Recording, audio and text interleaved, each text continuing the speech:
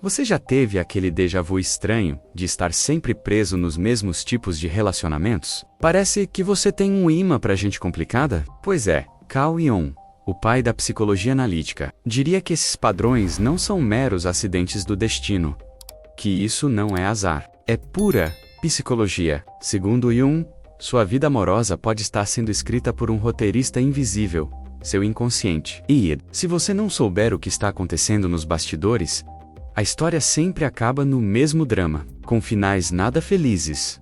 Mas calma, hoje vamos desvendar por que você atrai esses padrões tóxicos, o que Jung tem a dizer sobre isso, e principalmente, como mudar essa novela mexicana que virou sua vida amorosa. No final do vídeo, você pode até descobrir que o problema não era só o outro, mas sim o que você ainda não integrou em si.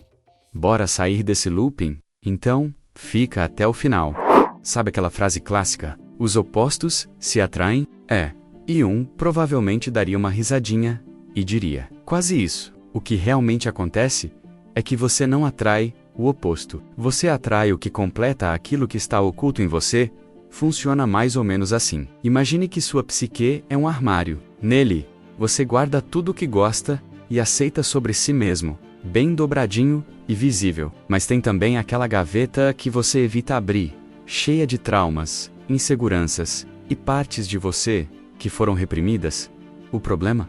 O universo tem um senso de humor peculiar. Ele manda pessoas que abrem essa gaveta sem aviso prévio. E aí você se pergunta: por que sempre acabo em relações onde me sinto rejeitado? Por que sempre atraio pessoas controladoras? A resposta pode estar em algo que Jung chamava de sombra, que é tudo aquilo que você não reconhece em si, mas que vive projetando nos outros. Então, antes de culpar o cupido por ter mira ruim, pode ser interessante entender como esses padrões funcionam. E acredite, isso muda tudo.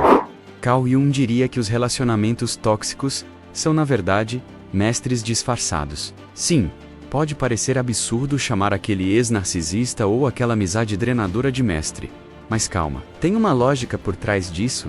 Isso acontece porque os relacionamentos funcionam como um espelho do inconsciente. E Jung falava muito sobre projeção psicológica e funciona assim. Tudo o que você não quer enxergar em si mesmo, acaba vendo ou exagerando nos outros. E o pior, você nem percebe que está fazendo isso. Por exemplo, se você vive se relacionando com pessoas que te fazem sentir invisível, pode ser que no fundo você tenha dificuldade em reconhecer o seu próprio valor. Ou se sempre atrai pessoas controladoras, pode ser que haja uma parte sua que tem medo de assumir o controle da própria vida.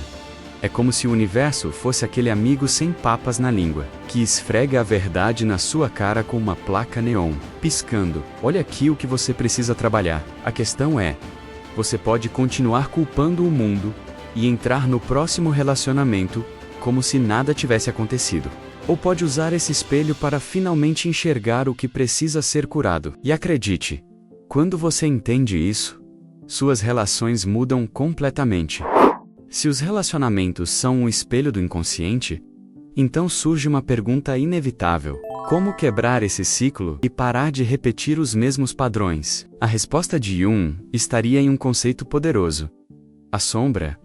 A sombra é aquele arquivo oculto dentro da sua mente, onde você guarda tudo o que não quer reconhecer sobre si mesmo. São emoções reprimidas, traumas não resolvidos, desejos que um dia foram julgados como errados. O problema disso, o que não é reconhecido, é projetado nos outros. Sabe aquela pessoa que te irrita profundamente? Aquela que parece cutucar exatamente onde dói? Muitas vezes, ela só está revelando algo seu que você não aceita. Talvez aquela mania de controle que você odeia nos outros seja uma parte sua que também tem medo do caos. Ou aquele parceiro que sempre te decepciona pode estar te mostrando o quanto você mesmo não se prioriza. Jung dizia que integrar a sombra não significa se livrar dela, mas trazê-la à consciência. Significa olhar para essas partes escondidas sem julgamento e aceitá-las como parte de quem você é. Porque só assim você para de buscar nos outros algo que só pode encontrar dentro de si.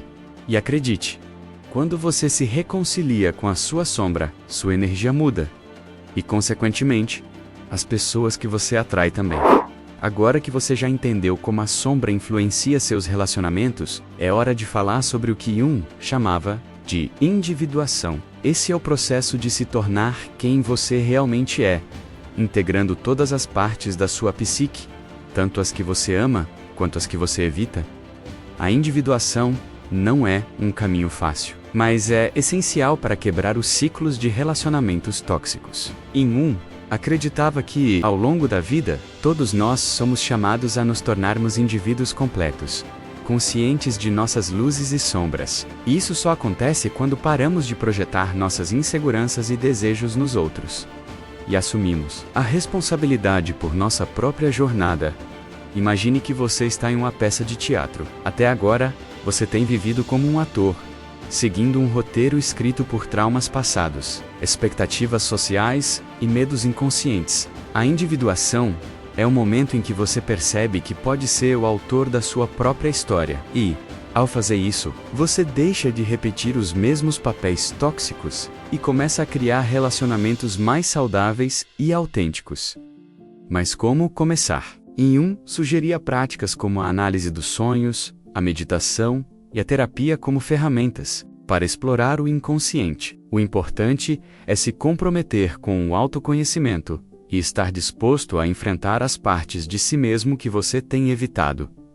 Por fim, Jung nos lembra que os relacionamentos são uma espécie de alquimia emocional. Eles têm o poder de transformar nossas feridas em sabedoria se estivermos dispostos a encarar o processo. Quando você para de culpar os outros pelos padrões que se repetem e começa a olhar para dentro, algo mágico acontece. Você se torna mais consciente, mais inteiro e, consequentemente, mais capaz de construir conexões verdadeiras. Isso não significa que todos os relacionamentos serão perfeitos.